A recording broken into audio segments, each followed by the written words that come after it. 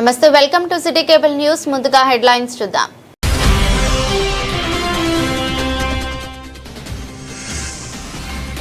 జిల్లా కలెక్టరేట్ కార్యాలయంలో దొడ్డి కొమరయ్య జయంతి వేడుకలు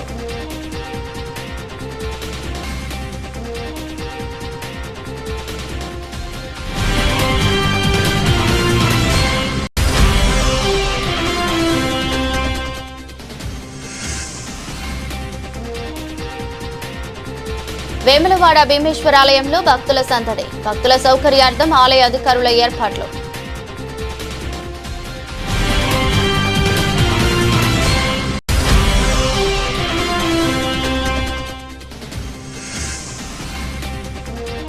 సిరిసిల్లలో టీఆర్ఎస్ రాష్ట్ర నాయకులు ఆర్ఎస్ ప్రవీణ్ కుమార్ సందడి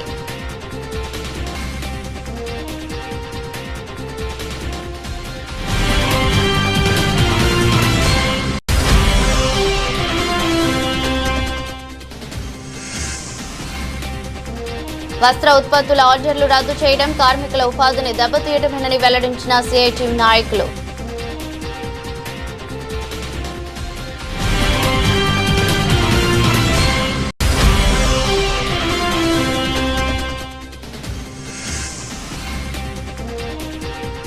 మన ఇసుక ద్వారా ఆన్లైన్ బుకింగ్ వ్యవస్థ అక్రమ రవాణా అడ్డుకట్ట వేయడమేనని వెల్లడించిన అధికారులు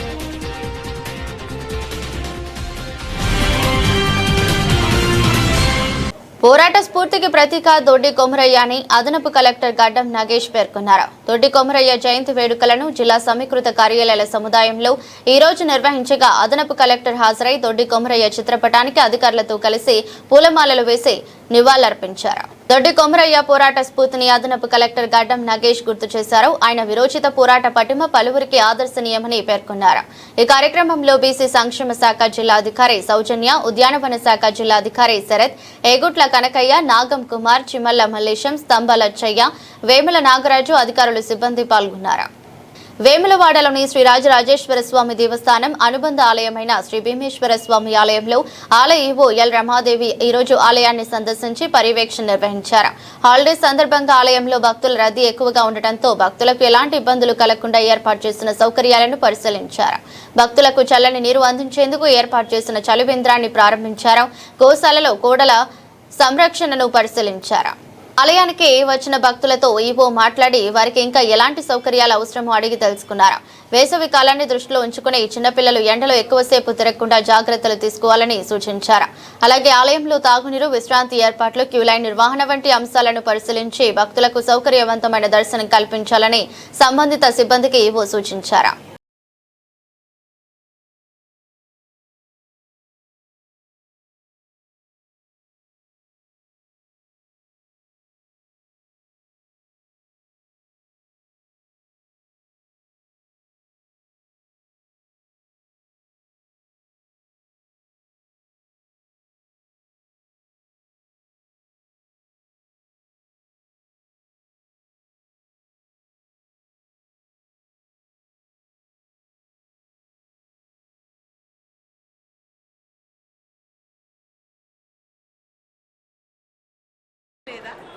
అప్పుడు మన రసీదు పెట్టేదమ్మా ఇప్పుడు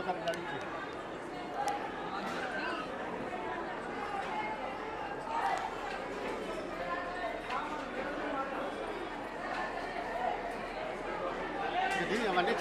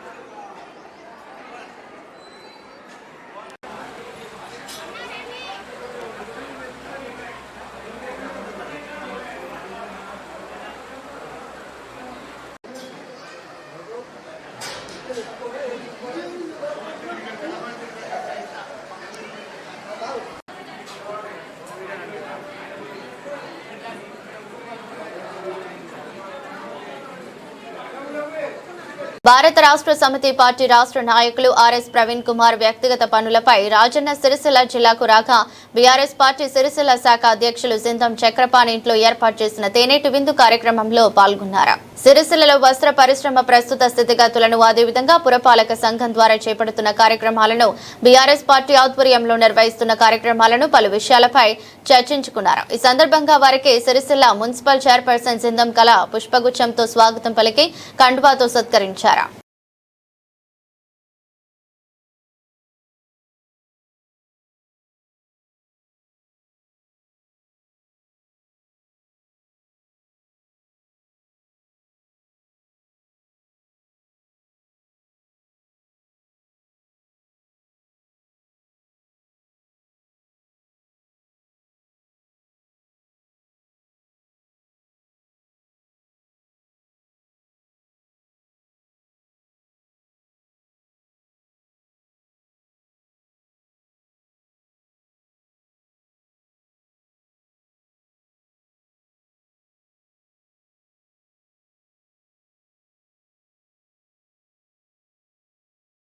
నూట 5 కోట్ల విలువ గల ఆర్వీఎం వస్త్రాల ఆర్డర్స్ అకస్మాత్తుగా రద్దు చేసి కార్మికుల ఉపాధి దెబ్బతీయడం ప్రభుత్వం దుర్మార్గమైన చర్య అని పవర్లూమ్ వర్కర్స్ యూనియన్ రాష్ట్ర అధ్యక్షుడు మూసం రమేష్ అన్నారు. ఈ రోజు సిరిసిల్లలోని సిఐటియు కార్యాలయంలో ఏర్పాటు చేసిన మీడియా సమావేశంలో కార్మిక సంఘ నాయకులతో కలిసి మాట్లాడారు. చేనేత పవర్లూమ్ పరిశ్రమపై ప్రభుత్వం కక్ష సాధింపు చర్యలు మానుకోవాలి. వెంటనే ప్రభుత్వ వస్త్రాల ఆర్డర్స్ కమిషన్ల కోసం టెండర్ వేయకుండా కార్మికులకు 365 రోజులు ఉపాధి కల్పించాలని రమేష్ డిమాండ్ చేశారు. 2026-27 విద్యా సంవత్సరానికి సంబంధించి టెస్కోకు ఇచ్చిన ఏకరూప దుస్తుల ఆర్డర్ అకస్మాత్తుగా రద్దు చేస్తూ చేనేత శాఖకు ప్రభుత్వం ఆదేశాలు జారీ చేయడం వలన చేనేత పవర్లూమ్ కార్మికుల జీవనోపాధి మీద పెద్ద ఎత్తున ప్రభావం పడుతుందన్నారు.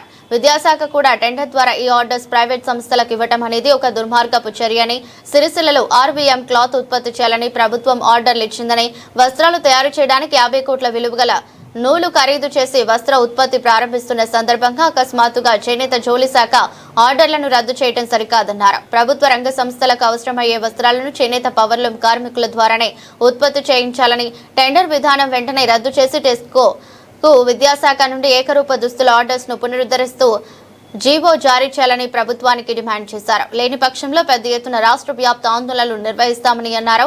ఈ సమావేశంలో జిల్లా అధ్యక్షులు కోడం రమణ, జిల్లా నాయకులు సిరిమల సత్యం, ఒగ్గు గణేష్, నక్క దేవదాస్, నందుపట్ల సత్యం తదితరులు పాల్గొన్నారు. 105 కోట్ల విలువ గల ఆర్వీఎం క్లాత్ రాజీవ్ విద్యా మిషన్కి సంబంధించిన ఏకరూప దుస్తులను అకస్మాత్తుగా ప్రభుత్వం ఉత్పత్తి నిలిపివేయడాన్ని, మరి ఆర్డర్లను రద్దు చేయడాన్ని పవర్లూమ్ వర్కర్స్ యూనియన్ సిఐటిగా తీవ్రంగా ఖండిస్తూ ఉన్నాం. దీనివలన రాజన్న సిరిసిల్ల జిల్లాలో ఉన్నటువంటి పవర్లూమ్ కార్మికులు పెద్ద ఎత్తున ఉపాధి కోల్పోయే ప్రమాదం ఏర్పడ్డది. మరి ఈ రకంగా మరి కాంగ్రెస్ ప్రభుత్వం అధికారం వచ్చినప్పుడు చేనేత మరియు పవర్లూమ్ కార్మికులందరికీ 365 రోజులు పని కల్పిస్తాం, ప్రభుత్వ వస్త్రాలను మొత్తం మరి పవర్లూమ్ చేనేత రంగాల మీద ఉత్పత్తి చేయిస్తామని హామీలు ఇచ్చింది, అట్లాగే ప్రకటించింది పత్రిక ముఖంగా. మరి చెప్పింది ఒకటి చేసేది ఒకటి లెక్కగా మరి ఈరోజు చూసినట్టయితే మొన్న రంజాన్కు సంబంధించిన వస్త్రాలను టెండర్ ఇవ్వడం జరిగింది, అట్లాగే గురుకులకు సంబంధించిన వస్త్రాలను టెండర్ ఇవ్వడం జరిగింది. ఇప్పుడు చూసినట్టయితే ఈ రాజీవ్ విద్యా మిషన్కి సంబంధించిన వస్త్రాలను కూడా టెండర్కి ఇవ్వడం జరిగింది. మరి ఈ రకంగా వాళ్ళ కమిషన్ల కోసం మరి కార్మికుల ఉపాధి దెబ్బతీస్తారని ఈ సందర్భంగా ప్రభుత్వం అడుగుతూ ఉన్నాం.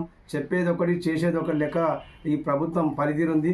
మరి ఈ రకంగా ప్రభుత్వ విధానం అయితే చూస్తుంటే మొత్తం చేనేత పవర్లూమ్ వస్త్ర పరిశ్రమ మొత్తం ధ్వంసం చేసే విధంగా కనబడతా ఉంది. ఆ రాజీవ్ విద్యా మిషన్కి సంబంధించినటువంటి ఆర్డర్లు ప్రభుత్వం ఇస్తే మరి దానికి సంబంధించిన కార్మికులు ఆసాములు అందరూ దానికి సంబంధించిన నూలును కొనుగోలు చేసి మరి వస్త్రాన్ని ఉత్పత్తి చేస్తానికి తయారు చేసిన తరుణంలో మరి ఈ రకంగా నిర్ణయం తీసుకోవడం వలన మరి కార్మికులకు ఆసాములకు సుమారు ఇప్పుడు వస్త్రాలు నిల్వ చేయడం ఉన్న అయితే దారం కొరినో దాని ఖరీదే 50 కోట్ల దాకా ఉంటుంది. అది తీవ్రంగా నష్టపోయే పరిస్థితి ఉంది. ఈ రకంగా చూస్తే రాబోయే కాలంలో అన్ని ఆర్డర్లు కూడా ప్రభుత్వం టెండర్కి ఇచ్చే పరిస్థితి కనబడతా ఉంది. మరి ఈ రకంగా ప్రభుత్వం చర్యలు ఉంటే మరి రాబోయే కాలంలో పవర్లూమ్ వర్కర్స్ యూనియన్ ఆధ్వర్యంలో పెద్ద ఎత్తున పోరాటాలు నిర్వహిస్తామని సందర్భం తెలియజేస్తా ఉన్నాం. కార్మికుల ఉపాధి దెబ్బతీసే కొరకు మీరు కమిషన్లకు టెండర్ ఇచ్చే ప్రక్రియ ఏదో దాన్ని వెంటనే నిలుపుదల చేయాలి. ఇది సరైన పద్ధతి కాదు. ఇక్కడ సిరిసిల్ల ప్రాంతంలో ఇప్పుడు ప్రస్తుత పరిస్థితిలో వస్త్ర పరిశ్రమ దేశవ్యాప్తంగా సంక్షోభం ఉంది. మరి ఈ తరుణంలో ఇక్కడ ప్రభుత్వం చేయూతీయకుండా ఇంకా అన్ని రకాల ఆదుకోవాల్సిన పరిస్థితి లోపల మరి ఉన్నదాన్ని పూడగొట్టడం ఎంతవరకు సమంజసం ఈ సందర్భం అడుగుతా ఉన్నాం. కాబట్టి ఈ నిర్ణయం సరైనది కాదు. దీనివల్ల పెద్ద ఎత్తున కార్మికులు దీని మీద ఆధారపడే వాళ్ళందరి ఉపాధి దెబ్బతినే పరిస్థితి ఉంది. కాబట్టి ఆ రకంగా చేయకుండా వెంటనే యథావిధిగా మరి ఆర్డర్లు కొనసాగించాలి. భవిష్యత్తులో కూడా ఇప్పుడు ఇందిరమ్మ ఈ చీరలకు సంబంధించి కూడా ఆర్డర్లు వెంటనే ఇవ్వాలి. ఇవ్వకుంటే మరి ఇక్కడ పరిస్థితులు మరి తీవ్రంగా మారే పరిస్థితి ఉంది. గతంలో అనేక మందికి ఉపాధి లేక ఆత్మహత్యలు చేసుకున్న పరిస్థితి ప్రభుత్వాలు అందరికీ తెలుసు. మరి అవి పునరావృతం అయితే మరి పెద్ద అసలు ఈ పని లేకుంటే మరి అవి మళ్ళీ పునరుద్ధరణ అవకాశం ఉంది. కాబట్టి మరి ఆ రకంగా కాకుండా మరి ప్రభుత్వం ఆలోచించి ఇటువంటి చర్యలు మానుకోవాలని సందర్భంగా తెలియజేస్తా ఉన్నాం. రాష్ట్ర ప్రభుత్వం సిరిసిల్ల నేతన్నలకు ఇచ్చిన హామీలను అమలు చేయకుండా రాజకీయ కక్ష సాధింపు చర్యలు పాల్పడుతూ నేతన్నల ఉపాధిని దెబ్బతీసే విధంగా వారి పొట్టలు కొట్టే విధంగా విధానాలను అవలంబిస్తూ ఉంది. మరి కాంగ్రెస్ ప్రభుత్వము అధికారంలోకి వచ్చి 27 నెలలు అవుతూ ఉంది. మరి ఇక్కడ మేము అధికారంలోకి వస్తే గత ప్రభుత్వం కంటే మేము నేతన్నలకు ఎక్కువ ఉపాధి కల్పిస్తామని, సంవత్సరం పాటు నిరంతరం ఉపాధి కల్పిస్తామని చెప్పి, మెరుగైన వేతనాలు అందిస్తామని చెప్పి అనేక హామీలు ఇవ్వడం జరిగింది. మరి ప్రస్తుతం చూసుకున్నట్లయితే మరి రంజాన్ తోఫాకు సంబంధించి కావచ్చు, సోషల్ వెల్ఫేర్ గురుకుల పాఠశాలలకు సంబంధించిన వస్త్రాన్ని కావచ్చు, ప్రస్తుతం ఆర్వీఎం రాజీవ్ విద్యా మిషన్కి సంబంధించినటువంటి ఆర్డర్లను కూడా మరి టెండర్ల ద్వారా ఇతరులకు అప్పచెప్తూ ఇక్కడ పరిశ్రమని సంక్షోభంలోకి నెట్టే విధంగా, కార్మికుల ఉపాధి దెబ్బతీసే విధంగా మరి రాష్ట్ర ప్రభుత్వము వ్యవహరిస్తూ ఉంది. మరి ఇది రాజకీయ కక్ష సాధింపు చర్యగా మేము అభిప్రాయపడుతున్నాము. మరి ఏదైతే నేతన్నలకు ఇచ్చిన హామీలను అమలు చేసి నేతన్నలకు మరి గత ప్రభుత్వం కంటే ఎక్కువ ఉపాధి ఇచ్చి కార్మికుల సంక్షేమానికి చర్యలు తీసుకొని మరి ప్రభుత్వం ప్రజల కార్మికుల మన్ననలు పొందాలి తప్ప ఈ రకంగా కక్ష సాధింపు చర్యలు పాల్పడితే మాత్రం ఈ ఊరుకునే ప్రసక్తే లేదని చెప్పి కార్మికుల పక్షాన డిమాండ్ చేస్తూ ఉన్నాము. మరి ఇందిరా మహిళా శక్తి చీరలకు సంబంధించి కూడా ప్రభుత్వం హామీ ఇచ్చింది. సంవత్సరానికి 2 చీరలు మహిళా పొదుపు సంఘాల గ్రూపులకు ఇస్తామని చెప్పి 1,30,00,000 చీరలు. ఇప్పటి వరకు కేవలము ఒక్కో చీరకు 5 కోట్ల మీటర్లు మాత్రమే ఉత్పత్తి చేసినటువంటి పరిస్థితి ఉంది. ఇప్పటికీ 27 నెలలు అవుతా ఉంది. మరి సంవత్సరానికి 2 చీరలు ఇచ్చి ఉపాధి కల్పిస్తామన్నారు. అది కూడా హామీ కూడా అమలు కానటువంటి పరిస్థితి ఉంది.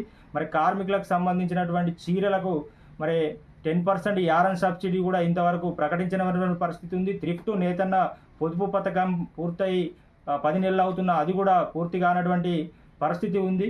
మరి ప్రస్తుతం చూసుకున్నట్లయితే పరిశ్రమ సంక్షోభంలో ఉన్నటువంటి పరిస్థితుల్లో ప్రభుత్వ ఆర్డర్లు రాష్ట్ర ప్రభుత్వమే ఒక జీవో నెంబర్ 1 తీసుకొచ్చి ప్రభుత్వానికి అవసరం ఉన్నటువంటి అన్ని వస్త్రాలను కూడా మరి సిరిసిల్ల టెస్కో ద్వారా ఉత్పత్తి చేస్తామని చెప్పి ఒక జీవో కాపీ కూడా తీసుకొచ్చింది. మరి ఆ జీవోని మరి తుంగలో తొక్కి ఈరోజు ప్రభుత్వ టెండర్లన్నీ కూడా ప్రభుత్వ వస్త్రాలన్నింటినీ కూడా టెండర్ల ద్వారా మరి ఇస్తున్నటువంటి పరిస్థితి ఉంది. మరి ఈ విధానాలు సరైన విధానాలు కాదు. మరి ఏదైతే మీరు హామీ ఇచ్చారో ఆ హామీ ప్రకారము ప్రభుత్వ వస్త్రాలన్నీ కూడా సిరిసిల్లాలో టెస్కో ద్వారా ఇక్కడ నేతన్నల ఉపాధికి కల్పించే విధంగా ఉత్పత్తి చేయించాలి తప్ప ఈ రకంగా టెండర్లు ఇస్తే మేము కార్మికులందరి పక్షాన పోరాటం చేస్తామని చెప్పి తెలియజేస్తూ ఉన్నాము. ఇప్పటికైనా ఈ ప్రభుత్వం విధానాలను మానుకోవాలి. ప్రభుత్వ ఆర్డర్లన్నింటినీ కూడా ఇక్కడ టెస్కో ద్వారా ఇక్కడ సిరిసిల్లాలో ఆర్డర్లు ఇచ్చి ఉత్పత్తి చేయించి కార్మికులకు ఉపాధితో పాటు వస్త్ర పరిశ్రమ అభివృద్ధికి చర్యలు తీసుకోవాలని చెప్పి డిమాండ్ చేస్తా ఉన్నాం. తెలంగాణ మన ఇసుక వాహనం ప్రజలకు అవగాహన, ఆన్లైన్ ఇసుక బుకింగ్ వ్యవస్థపై అధికారులు క్షేత్రస్థాయిలో అవగాహన కల్పించారు. జిల్లా కలెక్టరేట్ కార్యాలయంలో అదనపు కలెక్టర్ నగేష్ వివిధ శాఖల సమన్వయంతో ఇసుక ఆన్లైన్ విధానంపై చర్చించారు. తెలంగాణ ప్రభుత్వం ప్రవేశపెట్టిన తెలంగాణ మన ఇసుక వాహనం పథకం ద్వారా ఇసుక సరఫరాను పారదర్శకంగా, సులభంగా మరియు తక్కువ ధరలలో అందుబాటులో ఉంచడం జరుగుతోందని అదనపు కలెక్టర్ పేర్కొన్నారు. ఈ విధానంలో ప్రజల మధ్యవర్తుల అవసరం లేకుండా నేరుగా ఆన్లైన్ ద్వారా ఇసుకను బుక్ చేసుకునే సౌకర్యం కల్పించబడిందన్నారు. దీనివల్ల అక్రమ రవాణా నివారించబడుతుందని తెలిపారు. ఆన్లైన్ ద్వారా సులభంగా ఇసుక బుకింగ్, ప్రభుత్వ నిర్ధారిత ధరల ప్రకారం సరఫరా నమోదు చేసిన వాహనాల ద్వారా ఇంటి వద్దకు సరఫరా, అక్రమ ఇసుక రవాణా నియంత్రణ, ప్రజలు ఇసుక బుకింగ్ కోసం అధికారులు అధికారిక వెబ్సైట్ను సందర్శించాలని సూచించారు. ప్రజలు అధికారిక వెబ్సైట్ ద్వారానే ఇసుకను బుక్ చేసుకోవాలన్నారు. అనధికార వ్యక్తులు లేదా మధ్యవర్తులు ఆశ్రయించకూడదని తెలిపారు. ఎవరైనా అధిక ధరలు వసూలు చేసినా లేదా అక్రమ రవాణా గమనించినా సంబంధిత అధికారులకు సమాచారం ఇవ్వాలన్నారు. ఈ పథకం ద్వారా సహజ వనరుల సంరక్షణతో పాటు సమానంగా ఇసుక పంపిణీ చేయడం ప్రభుత్వ లక్ష్యమని పేర్కొన్నారు. ఇది మొత్తం ప్రక్రియలో మంచి పారదర్శకతను తీసుకొస్తుందన్నమాట. బుక్స్ అండ్ క్లిక్ చేశాక ఇప్పుడు రెండో సెక్షన్లోకొస్తాం. అదే ఫస్ట్ టైం యూజర్ రిజిస్ట్రేషన్. ఇది ఒకేసారి చేసే ప్రాసెస్.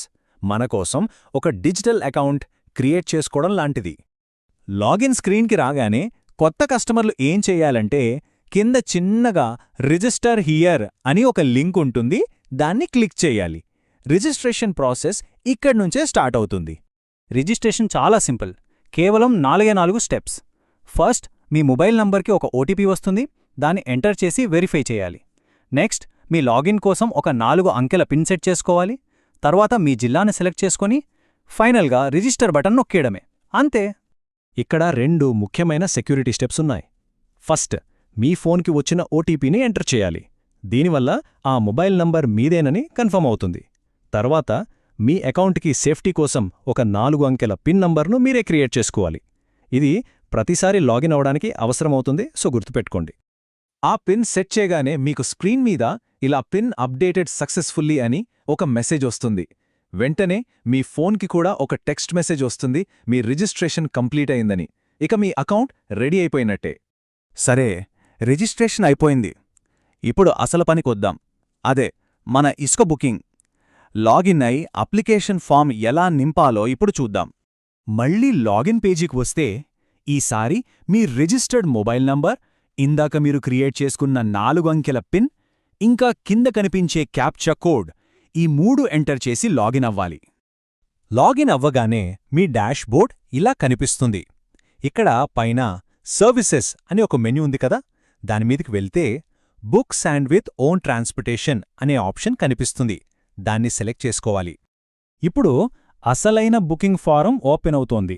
ఇక్కడ కొన్ని డీటెయిల్స్ ఇవ్వాలి. అంటే కస్టమర్ పేరు, డెలివరీ అడ్రస్, మీరు ఏ ఇసుక రీచ్ నుండి ఇసుక తీసుకోవాలనుకుంటున్నారో అది, ఎంత క్వాంటిటీ కావాలి, దేనికి వాడుతున్నారు, ఇలాంటివన్నీ ఫిల్ చేయాలి. రెడ్ స్టార్ గుర్తు ఉన్నవి మాత్రం కంపల్సరీగా నింపాడు సుమా. అంతేకాదు ఇంకొన్ని ముఖ్యమైన విషయాలు కూడా ఉన్నాయి. మర్చిపోకండి. మీ ఇంటి నిర్మాణ పర్మిషన్ కాపీని అప్లోడ్ చెయ్యాలి. అది పీడీఎఫ్, జేపీజీ లేదా పీఎన్జీ ఫార్మాట్లో ఉండొచ్చు. ఫైల్ సైజ్ మాత్రం 5 KB నుండి 200 KB మధ్యలోనే ఉండాలి. ఆ తర్వాత పని గురించి చిన్న డిస్క్రిప్షన్ రాసి టర్మ్స్ అండ్ కండిషన్స్ బాక్స్ని టిక్ చేసి ఫైనల్గా సబ్మిట్ బటన్ నొక్కాలి. ఓకే, అప్లికేషన్ సబ్మిట్ చేసేశాం. ఇప్పుడు ఏమవుతుంది? తెర వెనుక జరిగే ప్రాసెస్ ఏంటో చూద్దాం. అదే మన సెక్షన్ 4, ఆమోదం మరియు చెల్లింపు. మీరు సబ్మిట్ నొక్కగానే మీ అప్లికేషన్కి ఒక యునీక్ ఆర్డర్ ఐడి జనరేట్ అవుతుంది.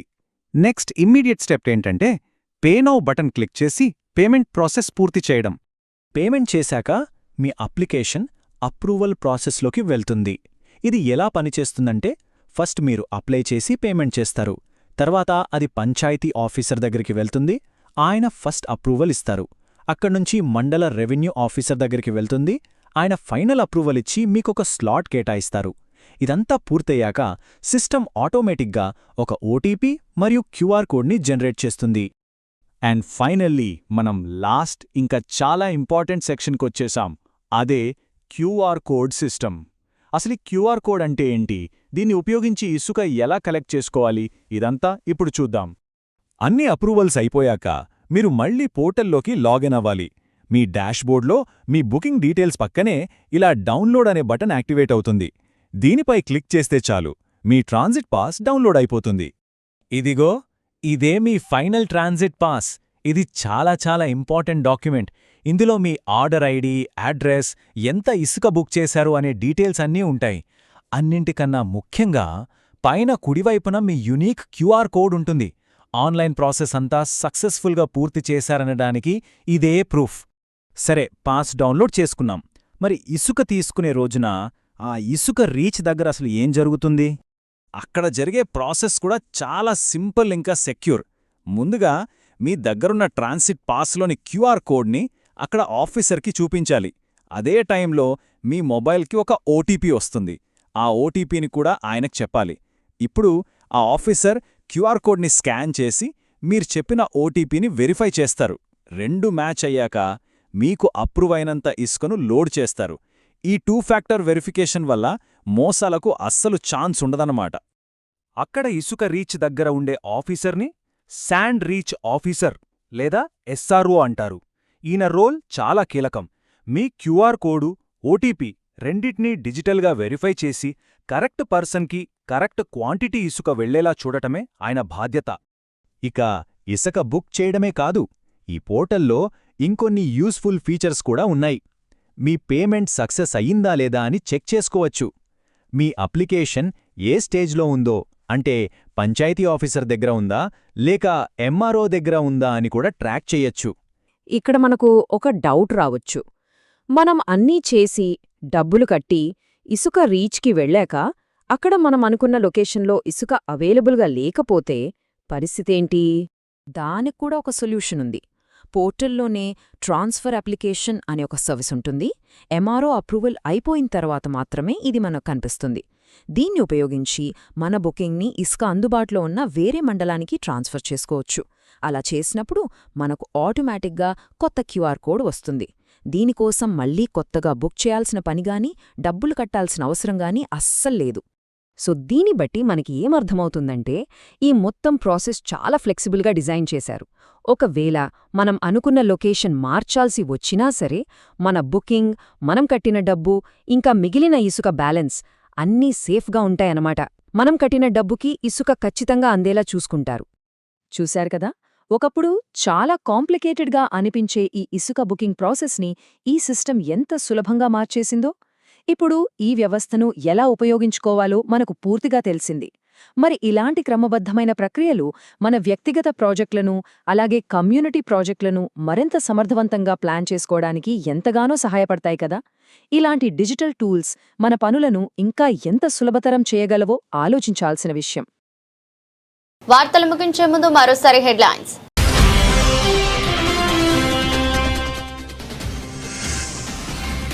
జిల్లా కలెక్టరేట్ కార్యాలయంలో దొడ్డి కొమరయ్య జయంతి వేడుకలు.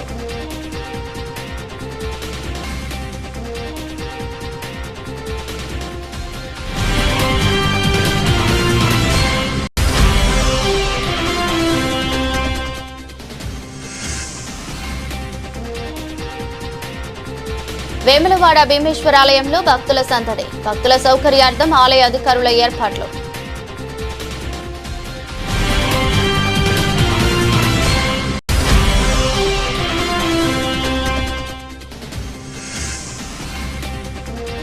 సిరిసిల్లలో టీఆర్ఎస్ రాష్ట్ర నాయకులు ఆర్ఎస్ ప్రవీణ్ కుమార్ సందడి.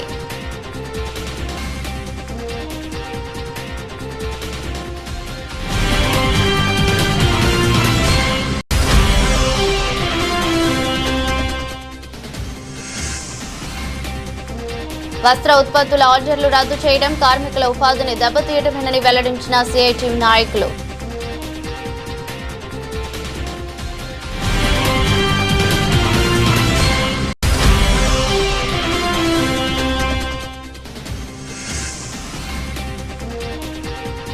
మన ఇసుక ద్వారా ఆన్లైన్ బుకింగ్ వ్యవస్థ అక్రమ రవాణా అడ్డుకట్ట వేయడమేనని వెల్లడించిన అధికారులు.